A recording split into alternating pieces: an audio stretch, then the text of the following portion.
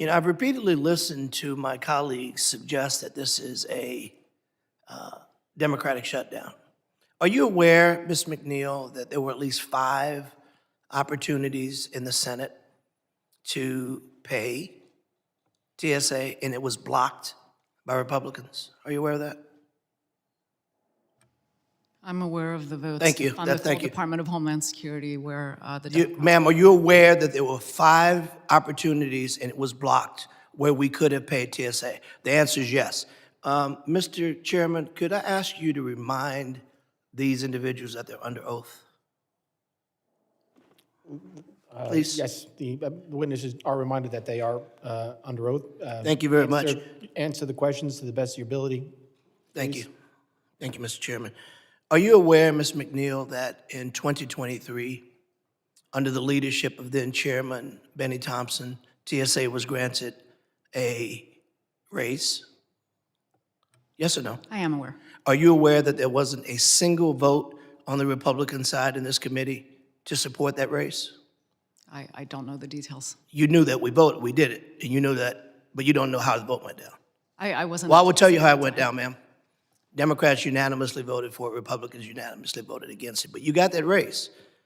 That's important to note, because what that demonstrates is the support that Democrats have for men and women who put on the uniform and work for us every single day as we are fighting to make sure they're funded now. Ms. Barton, the state of Louisiana currently has 20 hazard mitigation and flood mitigation projects totaling some $71 million awaiting FEMA approval. The majority of these are stuck in former Secretary Noem's bottleneck approval process for any award over $100,000, which, as you might imagine, holds everything up. Will these projects finally be approved? Hi, Congressman. I am aware that there are mitigation projects that are pending obligation. They do get funded out of the DRF. As soon as we are able to ensure that we have a healthy funding ability, we would be happy to work with your office and ensure that those obligations get made. Thank you very much. I appreciate that.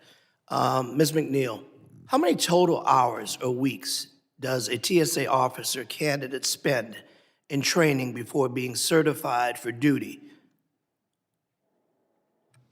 In total, it takes about 4 to 6 months to fully 4 to 6 months, thank you.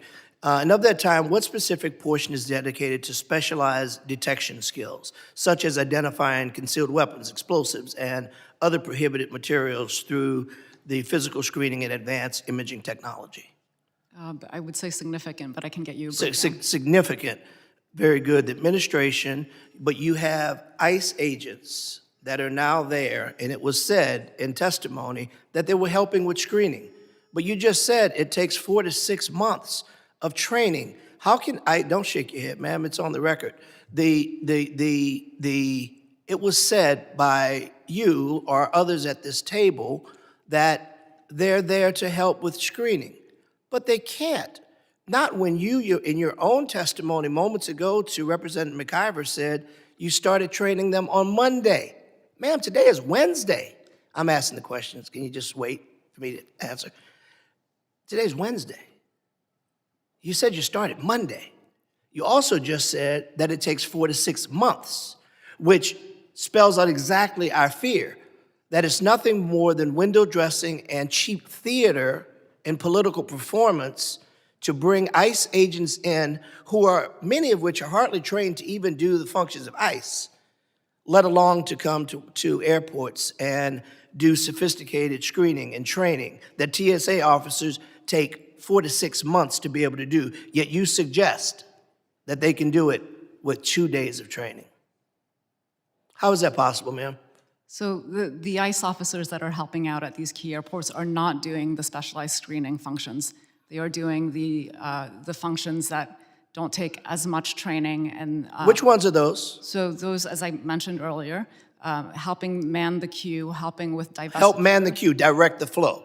Direct the flow. So no training required for that at all.